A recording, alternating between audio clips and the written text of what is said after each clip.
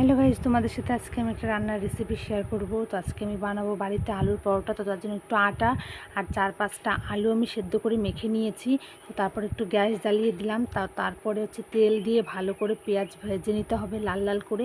তো তারপরে দিয়ে দিলাম লঙ্কা কুচি, লঙ্কাটা আর হচ্ছে পেঁয়াজটা ভালো করে মেখে নিতে হবে। তারপরে দিয়ে দিতে হবে হলুদ, লবণ, লঙ্কার গুঁড়ো, চাইলে একটু চিনিও দিতে পারো, একটু লেবুর রসও দিতে পারো।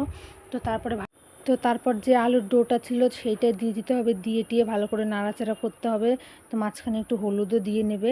হলুদ দেওয়ার পরে দেখতে পাচ্ছ খুব সুন্দর একটা কালার এসছে। তো ভালো করে একটু জাল দিয়ে একটু ভালো করে এরকম নাড়াচাড়া করে নিতে হবে। তো নেওয়ার পরে খুব সুন্দর একটা ডো হয়ে যাবে, দেখতেই পাচ্ছ। তো তারপর যে আটার ডোটা বানানো ছিল তারপরে এরকম গোল গোল করে নিয়ে তারপরে ওই পুরটা ভিতরে দিয়ে দিতে হবে। দেখতে পাচ্ছ খুব সুন্দর করে অল্প অল্প করে দেবে। প্রথমের দিকে দিয়েছিল মা, একটু বেশি হয়ে গেছিলো।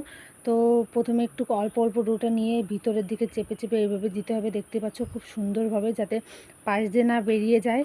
তো এইভাবে দেওয়ার পরে আস্তে আস্তে দেওয়ার পরে আটাটা মেখে নিতে হবে ভালো করে। ওর ভিতরের সাইডের যে পুরটা ছিল, মানে বাইরের যেটা, যাতে বেরিয়ে না যায়, এই মুখটা আটকে দেবে ভালো করে। তারপরে একটু আটা মাটা লাগিয়ে তো তারপরে খুব সাবধানে ডোটাকে ভালো করে বেলে নিতে হবে। দেখতে পাচ্ছ তাও আমাদের সাইড দিয়ে বেরিয়ে যাচ্ছিলো, কারণ আমার মা পুরটা বেশি দিয়ে দিয়েছে এই জন্য। তো এই পরোটার রেসিপিটা আপনারাও আপনাদের বাড়িতে ট্রাই করবেন। তারপর একটা তাওয়া নিয়ে একটু তেল দিয়ে তারপরে পরোটাটা ছেড়ে দিলাম। দেখতে পাচ্ছ খুব লাল লাল ভাজা হয়ে গেছে। তো আপনারাও ট্রাই করতে পারেন।